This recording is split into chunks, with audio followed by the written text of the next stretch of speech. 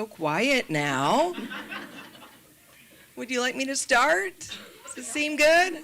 Okay. So, I'm Susan Earle. I'm the curator of the Bold Women exhibition at the Spencer Museum across the street.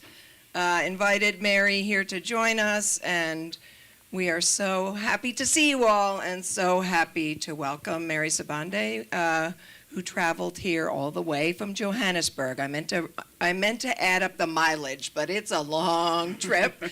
So we've been working on this for several years, and we're just really, really excited to have her here. So we were the Spencer Museum in 2010 or so. We were the first U.S. museum, actually, to acquire work by her.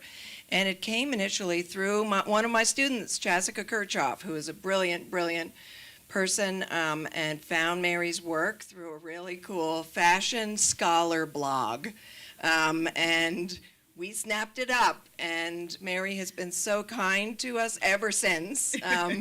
And so her Sophie work is on view in Bold Women, and and as part of this, bringing her here for residency, she agreed to make some new work. So that has been a collaboration where Mary created the model, and there's been KU alum who has helped with us, Chantal Wright-Hancock, and Marshall Maud, who's the head of the art department and a ceramicist, and his students have helped us with that. So that's been an exciting part of what we've been doing.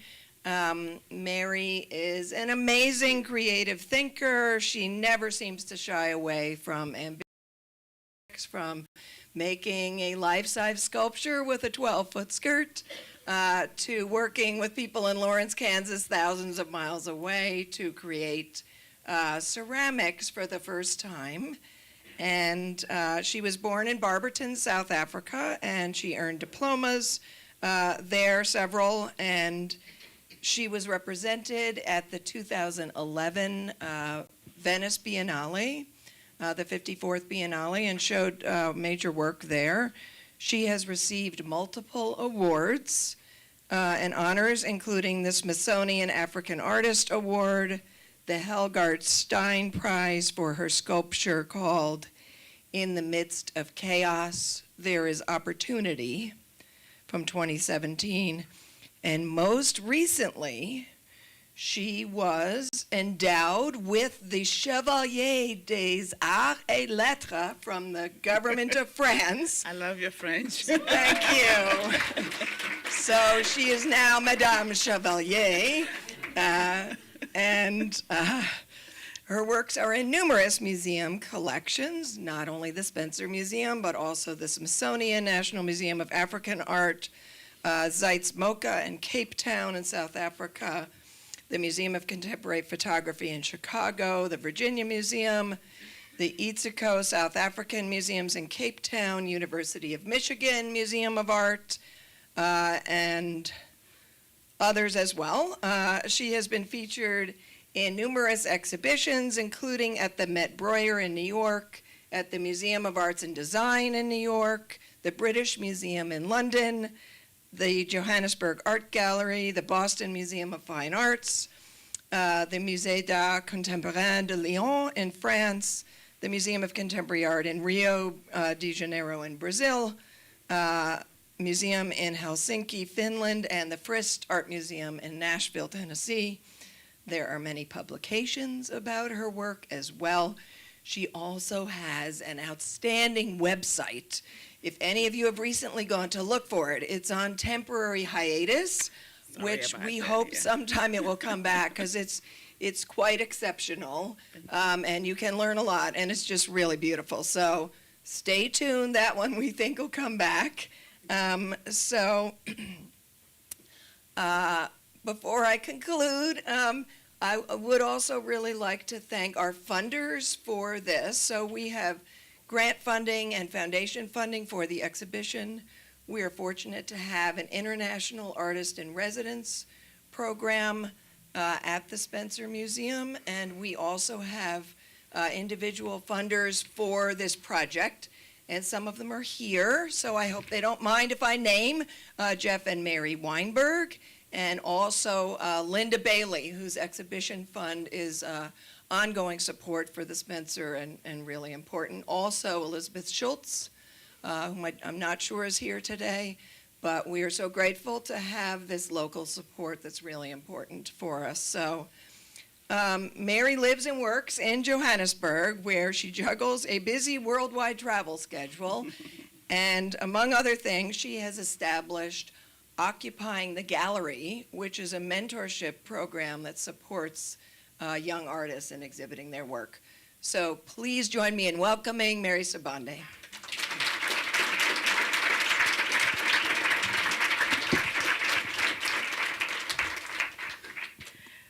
There's an African proverb that says, if you want to go fast, go alone.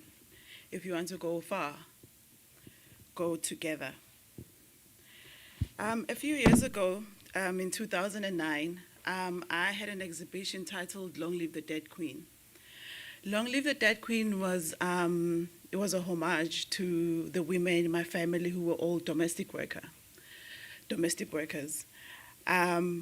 But there's a reason why all these women were serving other families. My work is based on the history of South Africa, but I also look at my personal history, and it's non-linear. It's based on my family members' timeline and memory. And we all know when it comes to memory, things can be altered. Things are not true, but they're true. They happen. So my work is taken from that. That's the base of my work, or the foundation of my work. How do I left and right? Ooh. Am I getting it right? Okay, I'll just use the computer. So in that show, it was curated in a C formation. So when you walk into the gallery, you come across this figure, and this figure is representing my great-grandmother, and it's titled Sophie Elsie. And the reason why I gave the title of each figure the real name of the person that it represents, and this alter ego that I've created, Sophie, which I'll further explain later. It was to speak about these women who all had English names. So in South Africa, it was compulsory for a black child to have an English name or a Christian name. It showed that one is a Christian or one is educated. So it was part of the system, and most kids, unlike now, most kids actually have African names. So we're actually rejecting that, except for me, who was born in 1982. But I guess everyone, most kids who were born during the fall of apartheid, their naming has actually changed. And the second figure, when you continue into the exhibition, it's this one here. It's titled Sophie America, which is my grandmother. And the third one is titled Sophie Velucia, in conversation with Madam C.J. Walker. So a few years ago, I was in New York. This was 2007, first time in New York, and I was there during the Black History Month, and I came across a poster of Madam C.J. Walker, and immediately I was drawn to this image. I wanted to know more. So Madam C.J. Walker, as some of you may know, she was a multimillionaire in the 1920s here in America, in the South. That actually drew my attention. Like, I wanted to know, how did this woman break this cycle of segregation and racism? She made her fortunes through hair cream relaxers. The reason why we have hair cream that straighten hair, black like me or American flair and so on, is because of her in the 1920s. And I wanted to draw parallels between Madam C.J. Walker's story and my mother's story. So my mother, I guess I can say she broke out of this lineage of servitude by starting a small corner shop later in her life. But before that, she used to work at a hair salon. And I thought, well, actually, the reason why my mother right now, especially in the 90s when she was working at the hair salon, she was straightening black women's hair. And it was through Madam C.J. Walker's genius hair cream relaxer. So these women, I put them on the same stage at the same time, even though they existed in different time zones. So here, the figure is the only figure in the exhibition that is doing something or occupied with an action. So she is knitting the image of Madam C.J. Walker. And if you look closely, it's actually not a painting that you see on the wall. It's synthetic hair. So I have embroidered the image of Madam C.J. Walker using synthetic hair. Because everything that is Sophie, whatever Sophie does, it becomes magical. Her eyes are closed all the time. If you can zoom in there, that's when she dreams. That's when she actually goes into her own world, where she creates her own world, and she's denying her reality and denying eye contact. And she's denying you existing in her world. She wants to be in her world. So that was very important to me, in that these stories that I carry, they speak of another universe that these women or these black women would have existed.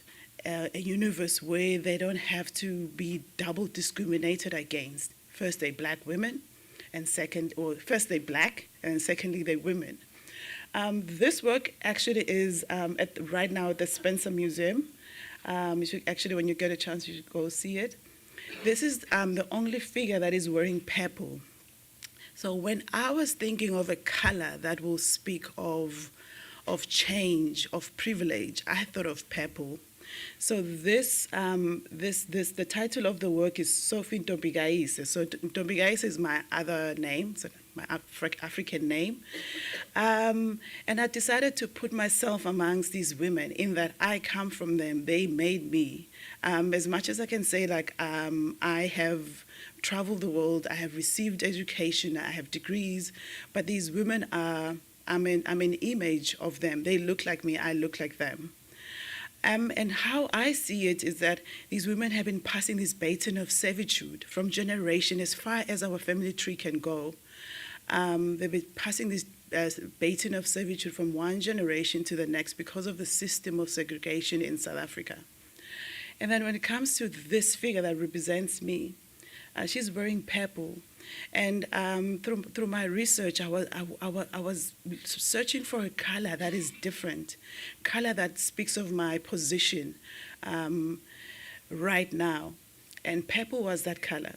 So in Europe, if someone, or especially in the olden days, if someone is wearing purple robes, it's either they clergy or they of royalty or they are rich. And I was like, I like that. But those ideas or what do you call it? That way of thinking was far away from me. It speaks about Europe, but I wanted something that speaks about us, the continent of Africa. So I'll later explain what this purple is, because I also delve into a purple body of work. So this figure her arms are stretched out in a way that she is in protest, like it ends with me. And then I later continued, I continued in my studio practice. I made these life-size figures where this figure Sophie is knitting an S So now I always leave it to the audience of what they think of what the S means. And looking at what Sophie is, she's a mythological figure that I've created. And of course, we know that myths tell us who we are, and they also they explain customs and histories, our history. So now she's kneeling down and stitching this S on the wall, similar to what a graffiti artist will do. But then when you look at the ball of yarn, it's a big one. It means that she will actually knit until the end of time, and that's a very long time. And I started looking at that time I was traveling a lot.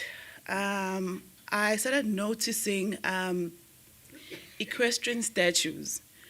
I promise you, everywhere in the world, all these equestrian statues are occupied by male, white men. I was like, what's that all about? And I wanted to find out. But there's one statue that has Joan of Arc. I was like, oh, okay, that's something different. So in South Africa, all these equestrian statues, they have white men, all these white generals who were part of apartheid, or who were the founders of apartheid, or the architects of apartheid. And the reason, the main reason of these monuments or these equestrian statues is that they work as, or they function as a reminder. So you, while you're walking on the street, minding your own business, you look at, oh, General Jan Smuts. You're like, what did he do? Then when you Google, like, oh, one of the architects of apartheid. So they function as a reminder all the time, so you don't forget about these leaders. And I wanted to subvert that, put an ordinary woman, but then this time around, a black woman. So she's riding this stallion, and it's between her legs. And also, while I was researching on equestrian statues, there's also these urban myths that if two hooves are on the ground, it means the rider died in a war. If there's three hooves, died of natural causes, and et cetera, et cetera. So I've never actually gotten any concrete concept of is it really true or just a word of mouth. And I started dressing as this figure that I've created, Sophie. So in the studio, I work with a seamstress, and we'll design these elaborate big dresses, and we'll also have props. So everything that you see here, it's actually fabric. So it's the idea of creating a dreamland. And when I was thinking, like, now that I'm dressing up and performing in front of the camera, what does it mean? Do I have to invite an audience to come see the performance? But at some point I was like, you know what, a limited audience is fine. So these are actually part of performances in a studio. And I also thought, well, should I actually place this figure in a real life environment? I was like, but that will take away the dream, because right now Sophie is in her world, she's in a dream. So so it made sense that I actually put the figure or do the performances in a, what do you call it, on an infinity wall. So it gives that idea that actually she could be anywhere. She could be anywhere, anytime. So there's no time limit. You can't tell the time, and you can't see where she is. She is actually everywhere. I looked at fashion magazines. I look at Reader's Digest. I look at our local bead makers. In South Africa, people used to communicate via beads. So people will write a love letter through beads, and I love that idea. And I was like, I want to make a love letter dedicated to Sophie. So this is my actually interpretation of what a love letter would look like. But of course, there are professionals out there who actually make these beads love letters. And as I mentioned earlier on, whatever Sophie does, it's magic. So imagine these beads on the ground. If it was a movie or a moving picture, they will actually fill up the whole dress. They would take over her dress because there's just piles and piles of beads. So it gives an idea of just never ending. It kind of feels like we just caught her in a moment while she was about to do something. And I like that idea, like, well, you don't know, you can't, she's actually everywhere. She's, and it worked with the idea of her being a mythological figure. This work was inspired by my grandmother. Whenever she's cleaning around in her house, she will hum a hymn. I was like, I like that, and I imagined her conducting an opera in a room full of people, where she's conducting these people, but at the same time, as much as she's singing, conducting these hymns, she's actually in control of the room, in control of the people. And if you look there under the dress, you can see some musical notes.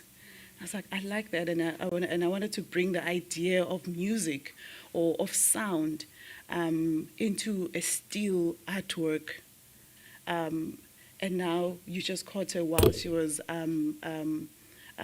conducting and with her big dress, almost like she's about to take off. I also looked at other themes. In 2009, I was actually in a studio downtown Johannesburg. Doornfontein, which is used to be a factory section or factory part of town. So there are big, huge buildings, and a lot of artists move that side of town. And at the same time, there were a lot of churches, these mischieved churches. And in South Africa, we have these churches called the Zionist churches. So Zionist churches are hybrid churches. They are a combination of Western religion and African belief. So these, these concepts are actually in one room at the same time, and they wear a similar green. So I usually buy my fabrics where they buy their fabrics to make their church uniform, and they usually starch them so they walk in a particular way, and they call themselves soldiers of God. And at the same time, I was attracted to their fashion, and I thought of fashion and faith. And then I was like, how do I actually speak of fashion and faith in this photograph? If you zoom into that stuff, it's covered in Louis Vuitton print.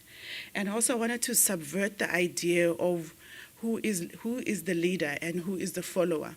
So in these churches, usually men will carry the stuff. So it's not women. So that idea of Sophie breaking boundaries, and also this exaggerated pattern or dress that she's wearing. I was invited by Pirelli to design a dress, and they provided me with a fabric called P0, so P0 is a fabric that they actually designed. So I went to Milan to actually look at the fabric, but during this time I was looking at monuments. And also, I was also thinking in the context of South Africa that we need new monuments to replace. Oh, it's actually, yeah. Let's do this. Oh my God, what did I do now? Oh. There, so I have to make sure that I don't touch this cord.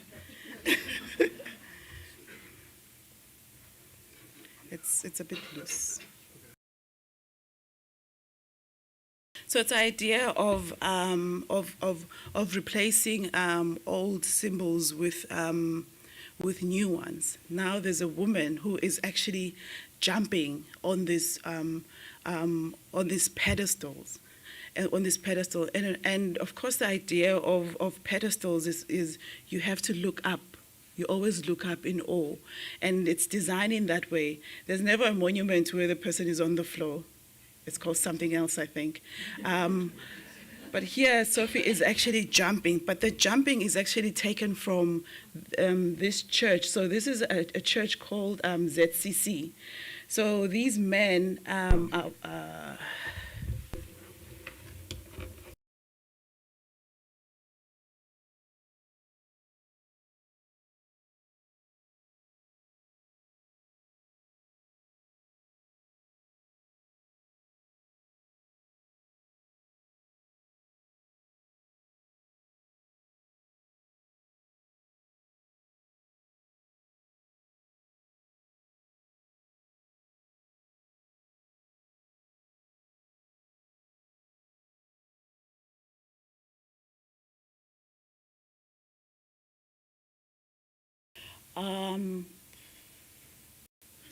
so these men are jumping. So it's this process is called, or this action is called jumping, literally jumping.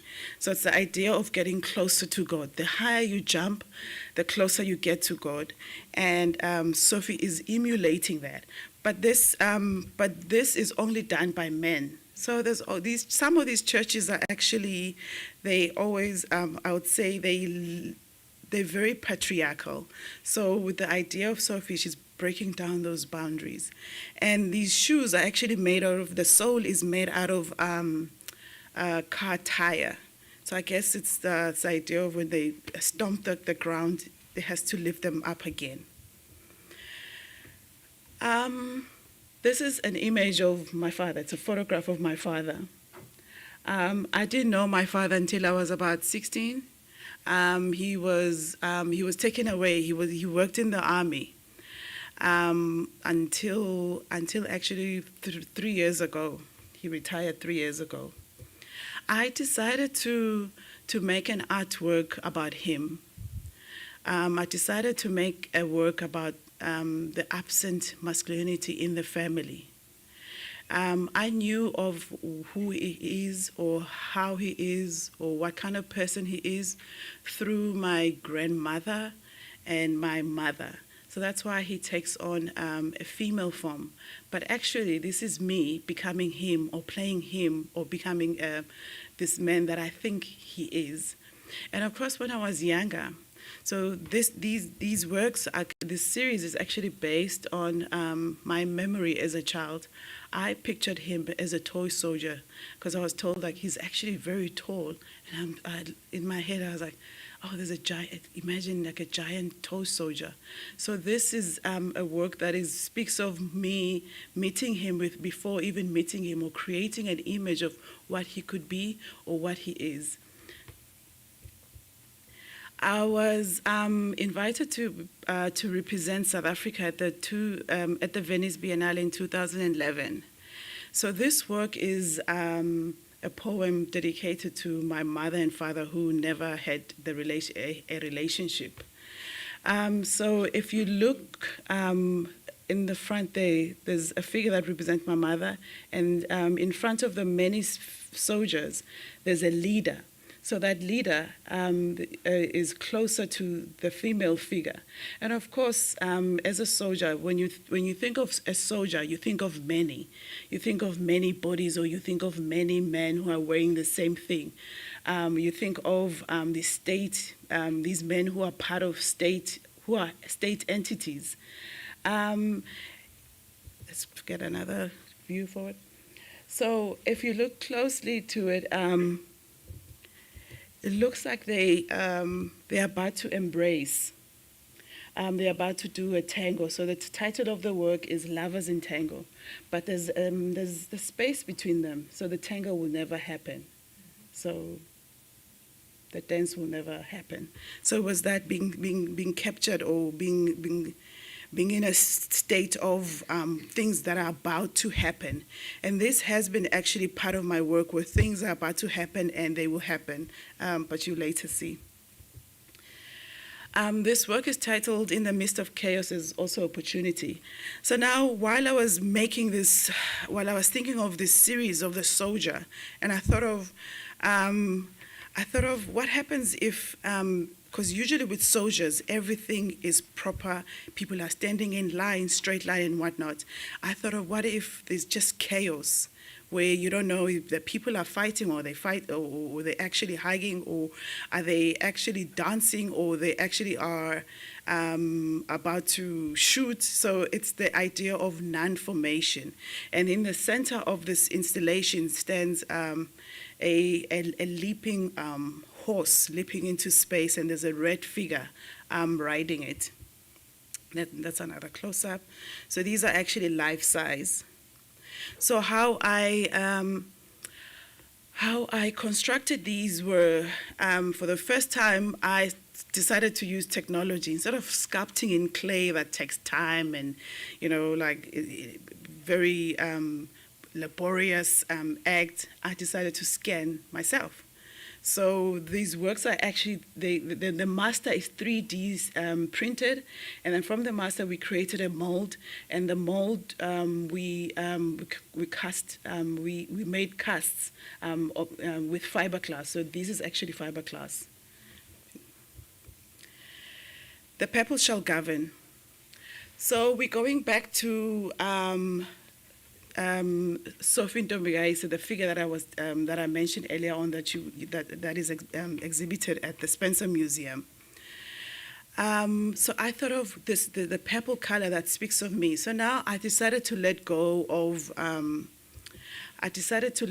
Sophie. I put Sophie on a pause for like a minute. I was like, I want to look at myself. I've been talking about these women, and I've been paying homage, but where do I see myself within them? So in 1989 in Cape Town, people were marching. They were marching against apartheid, and the water and the what do you call it? The apartheid police laced their water cannon with purple dye. So I think the thing with purple dye is if it gets into your skin, it takes days to actually wash off. You can take showers and showers, but it actually won't come off. So people were covered in purple. So now I wanted to dismantle the body. I wanted to start from scratch. I wanted to make something that I have not seen before. But of course, and I realized while I was in the studio, you can't make something that you have not seen before. Whatever it is will always resemble something or a kind of look like. So I created these creatures. I created lots of them. I put them in a room similar. I think I would say same size as this room, and I used black light to actually create this feeling of being lost in a forest. So you, as a viewer, you have to navigate in this purple forest of these hanging creatures, and then on the other end of the what do you call it, the forest stands a figure with all these different shades of purple umbilical cords that are coming out of her stomach. So it gives the idea that she's actually just given birth to these creatures. So this work, I was like, actually before I go into the purple work, let me just go back, let me just do a step back. So here we see the purple figure. One of the creatures is pulling away the headscarf. It's also pulling away the apron that speaks of servitude. So now a new body is born, a new figure is emerging, and if you look closely on the stomach area, this figure is actually pushing out these creatures. If it were a movie or a moving picture, you see the figure pushing out and hang each creature. Push out and hang to a point where it takes over her body where you can't even see. And then imagine another scene. Now that the figure or the purple figure has given birth to these creatures, now they're all rejoicing in happiness. They're being grateful to be born. So this body of work, I thought of it in that way. I have not made a video, but sometimes these photographic prints, I see them as videos. So there is actually a narrative. If they were to hang next to each other, they all kind of relate. So wherever I go in the world, I take the red bus. It's a quick way, a swift way of learning about the country or the town, wherever I am. So I was in Brazil with my partner, and then we took the red bus, and then of course the red bus will take you to all the cultural spaces of the place, of the country. So there was a place in Brazil, a cultural space, so I would say a semi-museum, and I learned about the capoeira. And then, so the capoeira is a martial dance where the Brazilians, they dance. But its origin is coming from during slavery. So these these black figures or black people were actually rehearsing the day when they take over. So they were rehearsing how to fight or how to take over. So of course this was disguised behind the dance. So a lot of people didn't pay much attention to it, but the right people knew what was happening. So I took that idea. I was like, I love this. So now I was like, and let me bring back the blue figure just one more time. And then now the blue figure and the red figure are standing, facing each other. Depending where you are around the plinth, it looks like they're about to embrace. And if we take a few steps away, it looks like they are fighting or combating each other. And I was attracted to the idea of what happens if you, the viewer, are actually you have to be an active participant in the work, because usually when you go to a gallery, you look at the work, you like it, you move on to another one. But then this one here forces you to actually you have to see the work in all its 360. So it looks like that. And I thought of, well, the purple figure always has to show up with the creatures. I call them non-winged ceiling beings. Complicated. So here looks like the blue figure is about to slap the other one, but actually when you move a few steps away from that, still around the plinth, it looked like they actually looking at each other, loving each other. So it's that idea of ambiguity.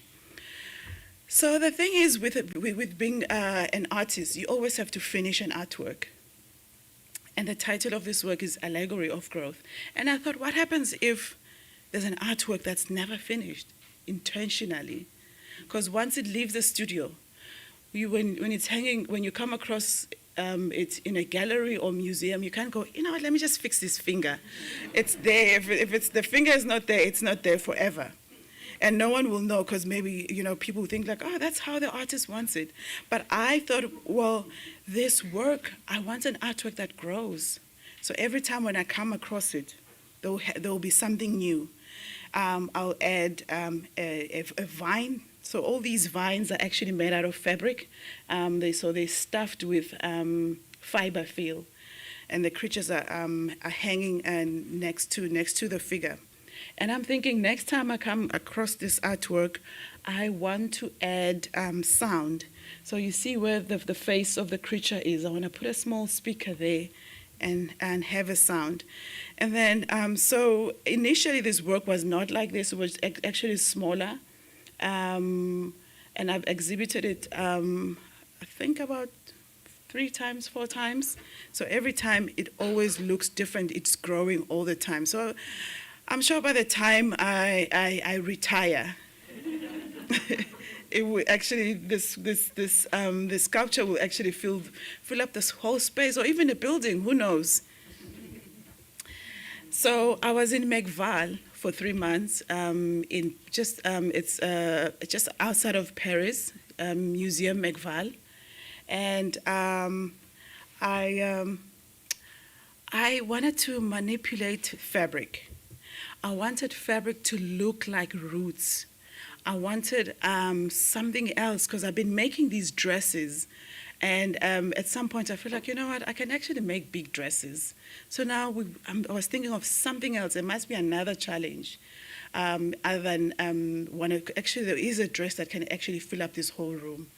I was like, I want something else. So this is actually what all that you see here is a fabric, and it's supported by wire inside just to give it structure. I worked with two textile students. So we were working 9 to 5, and then I'll work after hours. At some point in my life, I didn't have a clock. Whether it's 12 o'clock or 3 o'clock in the morning, I'll just make. But now my life is actually structured. I thought of, I actually also realized, like in my studio practice, like on my mood board, there's lots of horses. I was like, I wonder what's this love of horses, because I don't even know how to ride a horse. So this figure, I only have one slide. This figure is there's a figure under the purple vines there, and she is actually leading these rocking horses. And also, I feel like, sometimes, as much as we're talking about history and where we come from, and sometimes we have to have an element of fun. People had fun. As much as we talked about segregation and whatnot, people loved each other. There was this a sense of community and families loving each other. So I thought of, let's just make something that is fun, that is very light and playful. So I thought of these rocking horses. So the red body of work speaks of emotions. So now in isiZulu, so isiZulu is one of the languages that is spoken in South Africa. So when someone is angry, they're angry, they've become a red dog. Ukwatile, uphenduke inja ebomvu. So I thought of these dogs as I wanted to create this metaphor of anger. And then here, the purple figure is unleashing them. She's throwing this white handkerchief, and all that you see there, it's actually resin, and the umbilical cords are made out of fabric. Oh, this is where this slide is. So that's a close-up. So now I was lying in bed. I was 8 months pregnant, tired, didn't go to the studio. And I used to listen to the news a lot. I don't know why, but it was just, I guess, just to keep myself updated on what's happening out there. And I realized South Africans are angry. South Africans there's just something that is missing after the fall of apartheid. So these dogs you can hear the snarling. You can, if they were to jump and leap onto you, like you did. Their teeth are exaggerated. This figure is unleashing them into the world against injustice, against exploitation, and all this that you see is actually was in the studio. So we made these these dogs.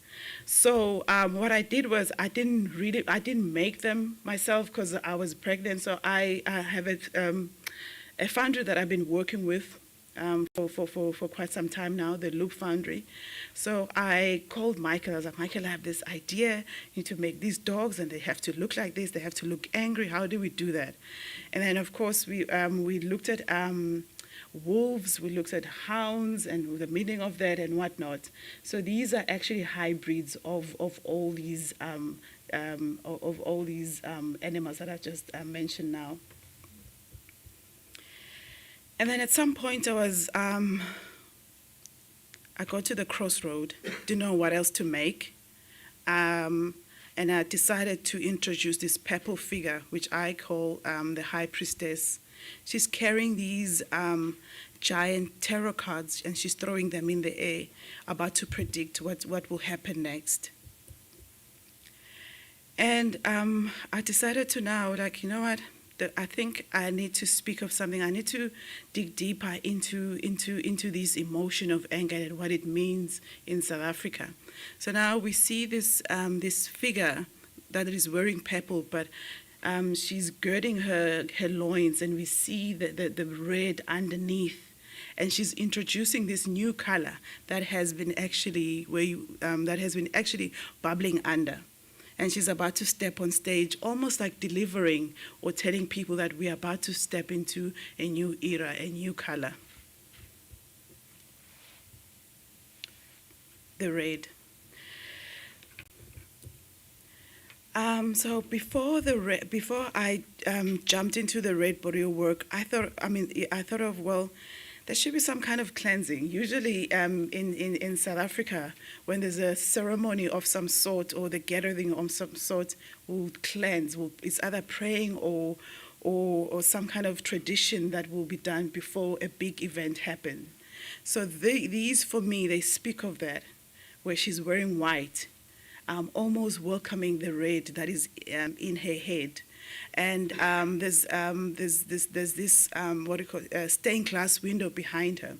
So for the first time, I decided to shoot these in actual locations. So this is actually a decommissioned church in Cape Town, and we created this stained glass window, which is actually as big as you can see. It's about 3 meters in height. And it was put up on the wall, and then I was performing around it. This title of the work is The Locus. So the red body of work speaks of emotions and how crucial emotions are in human existence. So the locus is the heart. It's the container that houses all these emotions that we have, whether it's an emotion of love or anger or what is all these emotions that you can think of, and it's raised up there to a point in a way that she's saying, like, look at this container, look at me. And as a visual artist, I have been attempting to understand the psyche of South Africans. I'm saying this in that whenever there is a protest against service delivery, sometimes it can turn violent. I was like, I wonder what this concept or this idea or this notion of violence is coming from. And I remember one time I was talking to my mother, and we were just talking about the history of South Africa, and she was saying, like, you know what, a lot of people during apartheid, whether it was the white community or the black community, they had camps.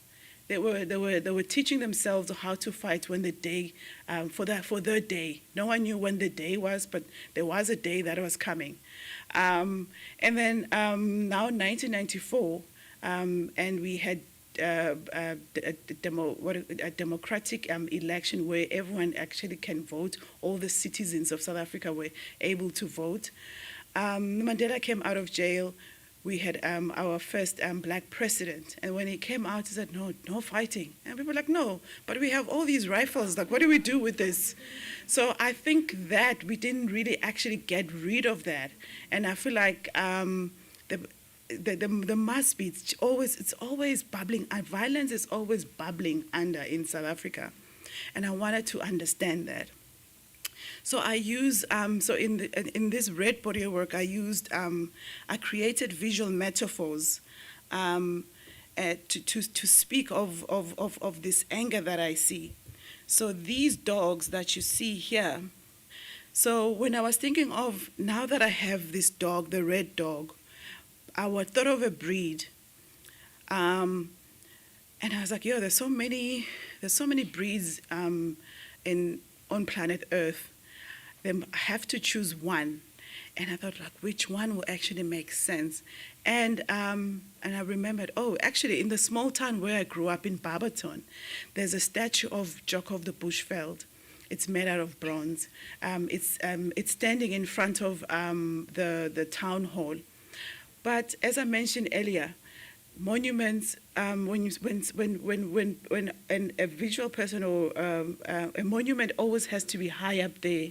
So it gives an idea of you look up, literally and figuratively. But this dog is actually on the ground. I was like, wow, this is actually interesting. So when you stand next to it, you immediately forge a relationship because now you are actually the owner. So I was like, I like that. And I wanted to make more of these dogs. And I was like, you know what? To make these hellhounds, I'll use the breed that I used to see when I was a kid going to town, which is the Staffordshire Bull Terrier. And then here, the figure is actually feeding these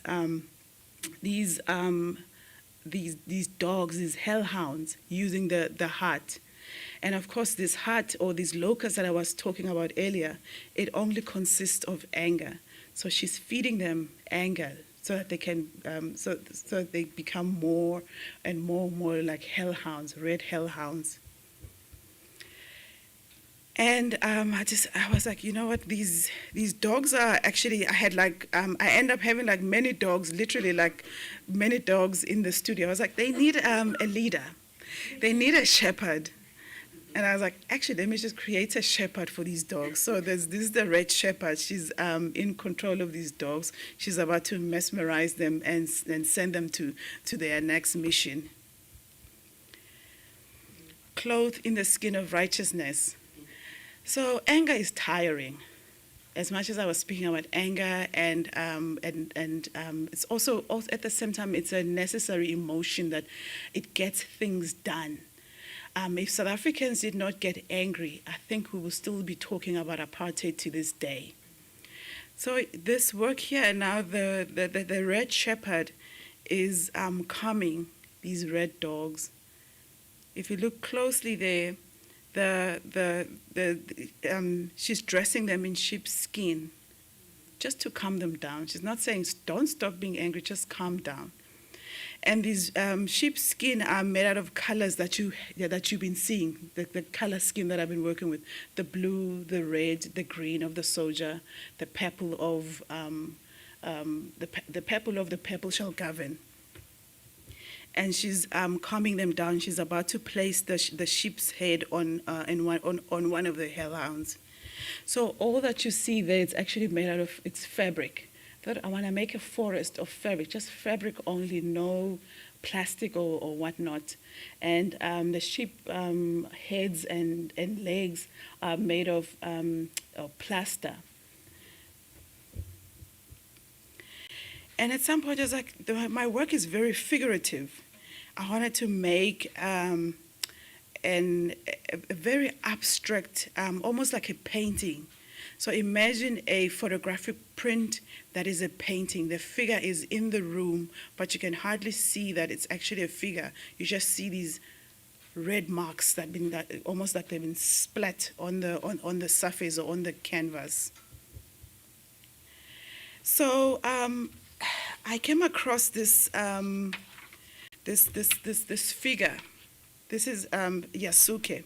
A few years ago, I stumbled upon this figure, Yasuke, an African samurai who lived in Japan some 400 or 500 years ago. This was actually at a time where it was believed that Africans were static, not only in terms of geography, but also in terms of class. That also made me actually not trust history. Like, who's writing this history? Because sometimes other people are not part of this amazing history.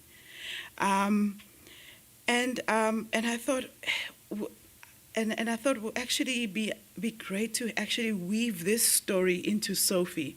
Because now we're talking about stereotypes, and I think Chimamanda spoke about stereotypes and how limited they are. They don't tell the full story. And for me, it was actually interesting, and I thought I want to borrow some elements of samurai attires. And this story is actually, to this day, I'm still marveled in that this black figure actually managed to go high in the highest rank of being a samurai, and but when you dig deeper, it's almost like a fairy tale or a mythological figure. It's almost like it never happened, which is also it's also based on this idea of this notion of what is history, what is memory. So that's another angle of it. Looks like that. This work is titled The Domba Dance.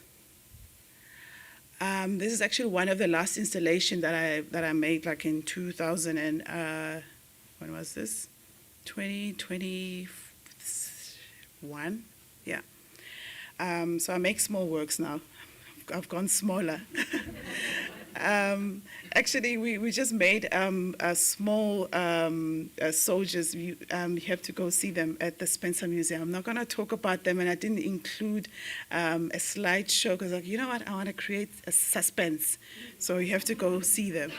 So this work, I decided to summon all the women that I've been talking about. Look at the blues, look at the purples. It's colors that you have seen in the slideshow. And they are there hanging on the wall. These arms are hanging on the wall. So in South Africa, we have this dance called the Python dance or the Domba dance. So it's usually done by young women coming of age. They dance around the fire. So it's a celebration now. They're not children anymore. They're becoming young women. And I thought, I like that idea. If you look at the work, these dogs are also featured here. This figure is actually feeding them again of a piece of her heart. She's re-angering them. I made up that word, re-angering. And so when she feeds them a piece of her heart, each dog grows four heads. And she's wearing this protective attire, but at the same time, make it fashion. So what you see there is actually bronze. Oops. And so this is the locust, and she bit a piece of it, and she's feeding the dogs. So think about it. If it was actually a movie, you see these dogs coming from being tired of being angry, and they jumping on stage. Let's see. If you look at that dog over there, you can see it's tired. It's been working. And then as soon as the figure feeds it with the piece of the heart, it gets energized again. But another thing about anger, as I said, it's a necessary tool. But bitterness is actually not good because it eats you away like cancer, as Maya Angelou will say. So these dogs are angry, but they're not bitter. They are there to actually fix. And I've also learned that there's a difference between righteous anger and unrighteous anger. Righteous anger seeks restoration. Unrighteous anger wants to destroy. And I think a lot of South Africans were not at the part where they wanted to destroy. They were angry because they wanted to build. And that's why now we actually live in the so-called rainbow nation, where everyone is living wherever they want. They can have education. People can do whatever they want anytime. And that's why I'm actually here. And that's why I was able to actually travel the world. And that's why I was actually I was given the opportunity to be the first one in my family to acquire a degree. So I always take that with both hands. I don't take that for granted. And that's it.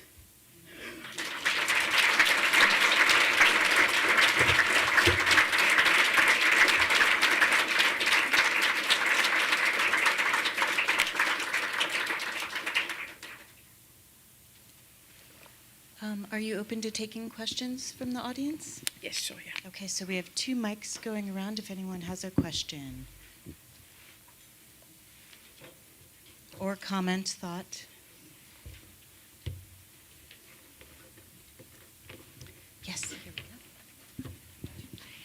Thank you so much. I'm curious if when these are shown in South Africa, do people readily read what you've so insightfully put into them in terms of the symbolism, the female and the anger? Mm-hmm. If you understand and know the language, you'll see the red dog, and you make the connection of the idiom. But another thing is, I always say that as an artist, you can't control what people read in the work. because people will pick up or read the work in whatever way or form or shape, depending on their background, where they come from, and their education. And whatever reading they pick up from the artwork, it's not wrong. It's what they're feeling. Because I think like artwork, reading an artwork is, it's a feeling. And that's why it's important to read an artwork, not to look at it. And I think as people who go to as a gallery visitor, you always have to read the work, and when you read it, it gives you a deeper meaning depending on what you know from what you know. Yes, thank you very much. I really enjoyed the whole presentation, but I was also struck by the apartheid section and the color and material combination. You have Sophie, Yes. your grandma, dressed in this gorgeous, flowing dress. Yes. Very beautiful, like somebody going to a ball. Yeah. But then you have the apron, Mm-hmm. which is, you can say generally working in the kitchen or something. Yes. But in this case, a sign of servitude to the. So I enjoy it, just the contradiction there, that there is a form of subversive activity going on, you know. True. Yeah, True. and the apron is very small. It's very tiny, except the big bow at the back. So that's one. And then the Sophie, Her Majesty Sophie, you have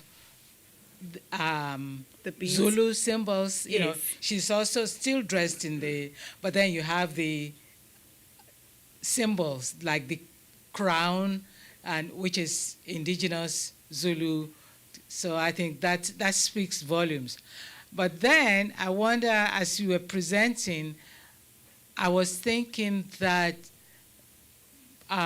you would use more Zulu indigenous colors and attire, and I wonder what's your thinking about that, why you haven't gone to that extent, even though the dresses, the attires get smaller, you know, more compact, and, you know, they tell their own stories. But Yeah. the Zulu.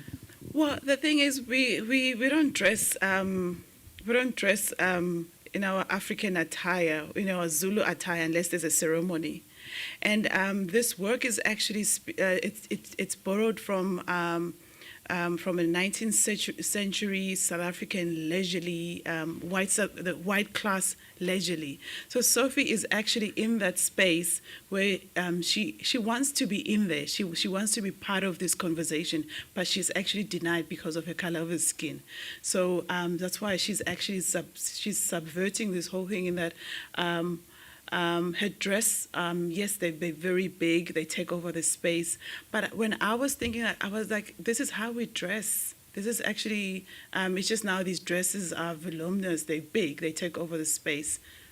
There's here and there, I would speak of the idioms and expressions on our languages that we have in South Africa. So she's almost going through her madam's closet and changing and altering all her clothes. Hi, I have a question. Well, sort of a comment, and really I just want to express so much gratitude for you being in Lawrence, Kansas this afternoon. My heart is full. It's singing after your presentation.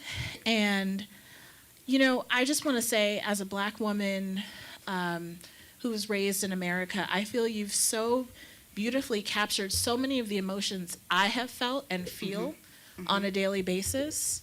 I was thinking about your anger versus bitterness. Yeah. You need anger to help create change, right? But you can't be bitter, just as you said, right? Long term, Yeah. that doesn't work. And I also love your imagery of actually elevating ourselves, because we know that no one else is going to do it for us. No. And that was so incredibly striking to see and to feel that immediately. I already knew what you were going to say before you said it. And I was like, oh, she just jumped up on that pedestal. She did it herself, right? So I just want to say thank you and just say I'm so grateful. Thank you. Thank you for your words. Appreciate them. At a certain point, you talk about fashion and faith, and I'm just curious, are you open or has somebody approached you from the fashion world in order to propose you something in relation to fashion? Are you No. interested to explore more there? I guess so. Yeah, I'm always open to collaboration. And I think it would be amazing to actually collaborate with a fashion house. There's been small fashion houses in South Africa, well, I would say one, but I think the energy and the time wasn't right, so we didn't gel. But yeah, I'm open to collaboration. Yeah. I especially appreciated your nod to Western art history with the equestrian statues and putting a woman on a horse. That was just wonderful. I was wondering, are you thinking of any other canons that you would like to approach or do a similar sort of thing with in your work? For example, which ones are you thinking of? Oh, I was thinking in your work of the women on the back of horses, and I was just wondering, that's a standard canon in art history. And since you used that one, I was just wondering if there are any others like that that you might adopt. You never know. I always say, like, I always keep the door open to. I'm open to ideas. When the time is right, the idea will come, and then it will feel right to be an artwork. I always say that not all ideas or concepts deserve to be artworks. Some of them, they can just float in your mind and your sketchbook forever, and that's fine.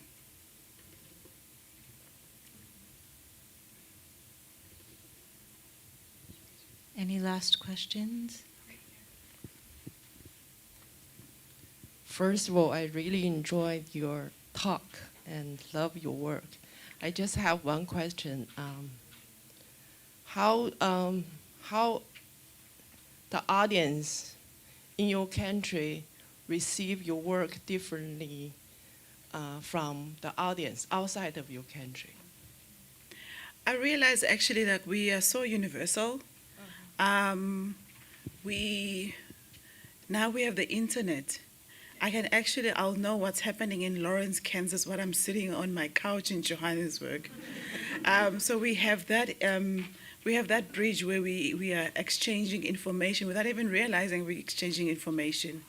This work can actually exist anywhere. It could be in Africa, in the middle of the desert, or it could be in the bustle and hustle of a city somewhere like New York.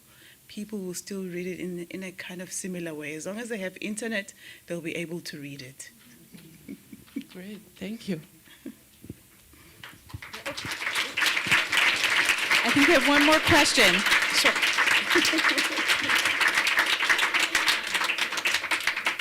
Okay, I cannot not comment. I am Nontlakani Pontuli, and I'm from South Africa. And I've been hearing a lot of questions about how South Africans perceive the work. And I'm privileged to be a South African. In just your presentation, I see so much of myself. And I love how, you mentioned things like Amazayoni, and I'm like, I see it. ZCC, I see it. And also the statues, we've had things like Fees Must Fall, and you'd see the statues being, painted on, and I just see that, but differently. Instead of like painting across the statues, you create your own art that where you put a woman on the statue. I feel like that's still you painting the statues in South Africa, but in your own way. I don't know if you get what I'm saying. Yeah. So there was a movement, remember, a few years ago of defacing all the white men generals. Some of them are still there, but some of them were toppled over, which is actually a sight to see. Right. I love it. Thank you. Okay, thank you very much. I think, first of all, congratulations for giving us a very wonderful presentation. Mine is about issue 1, stereotype and misconception they have about the black race. And I like the way even normally scholars in the field, sometimes we oversimplify it by using your artistic skills and finesse to tackle such a very hydra-headed issue is very phenomenal, and I think I would like to commend you on that and keep it up. Thank you very much. Thank you.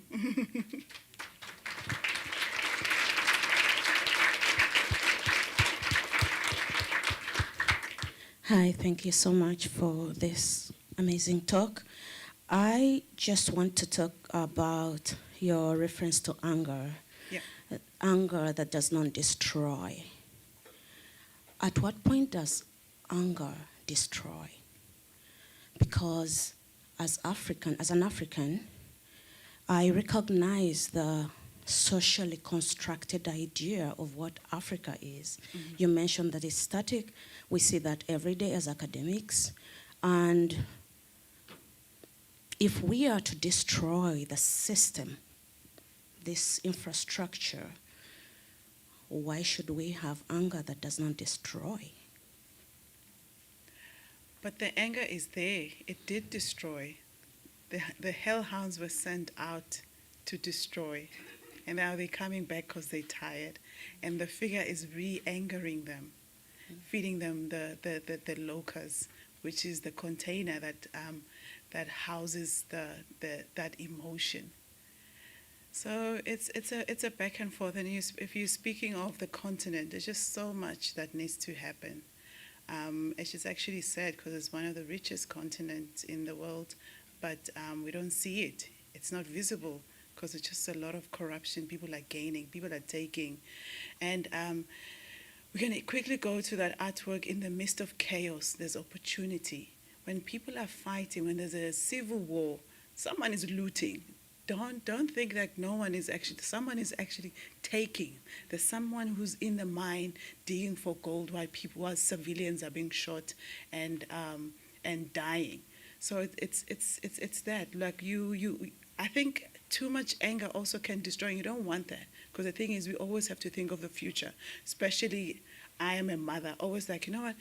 As much as I can get angry and destroy, if I'm destroying, how are my kids going to live their life?